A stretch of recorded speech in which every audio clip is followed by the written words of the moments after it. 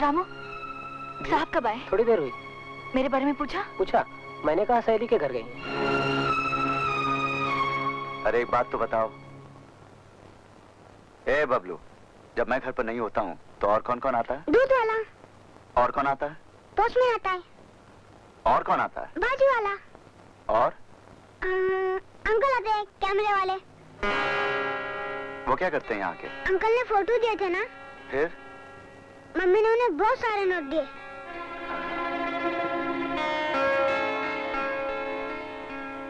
कितने नोट दिए थे? इतने? नहीं नहीं, बहुत दिए थे। कितने? इससे भी ज्यादा।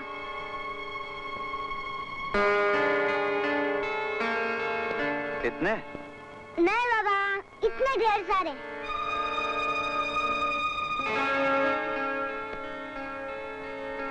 इतने? इतने।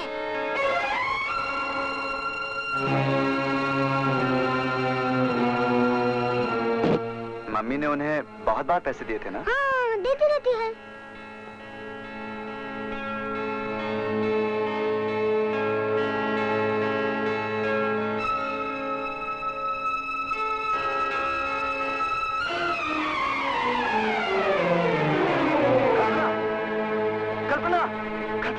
कल्पना, रामू, जल्दी से डॉक्टर को बुलाओ।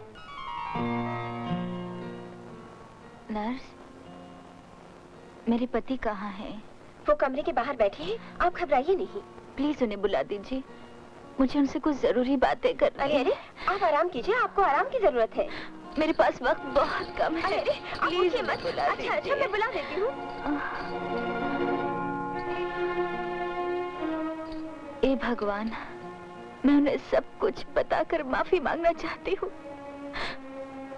मुझे चंद सांसों की मोहलत दे दे।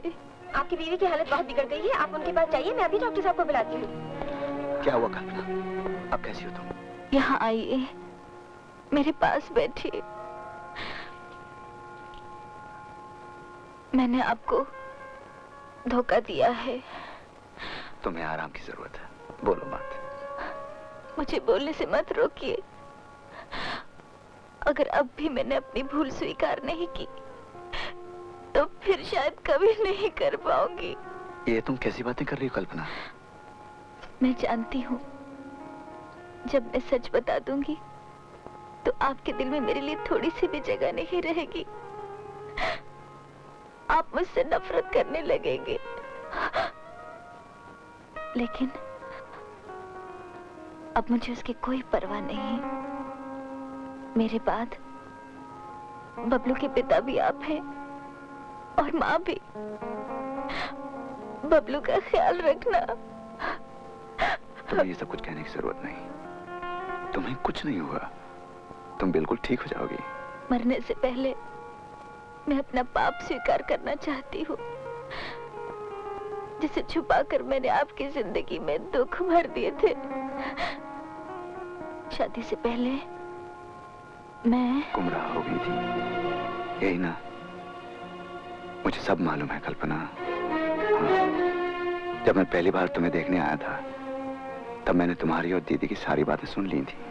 हाँ, जब मुझे मालूम हुआ कि जिस लड़की से मैं शादी करने वाला हूँ वो एक बार गुमराह हो चुकी है तो एक पल सोच में ही पड़ गया। फिर ऐसा ख्याल आया कि तुम जैसी मासूम लड़की से अगर अनजाने में कोई भूल हुई भी हो तो क्या उसे भुलाया नहीं जा सकता? उस भूल को तुम दीदी के सामने मान चुकी थी और दीदी ने भी तुम्हें अपनाया था। और सच बात तो ये है कि मैं तुम्हें दिल से चाहने लगा था। शादी की पहली रात को ही मैंने अपनी सेक्रेटरी का नाम लेकर तुम्हें एक झूठी कहानी सुनाई थी ताकि तुम शर्मिंदगी महसूस ना करो और तुम अपना अतीत खुद मुझे बता सको। मगर तुम ऐसा ना कर सकी। शायद तुमने मुझे सच के काबिल ही नहीं समझा।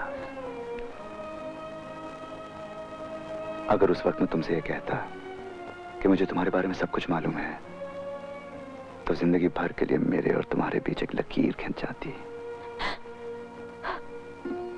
5 साल तक तुमने मेरा हर पल इतने सुखों से भर दिया कल्पना जो शायद बाद में मेरे नसीब में नहीं थे।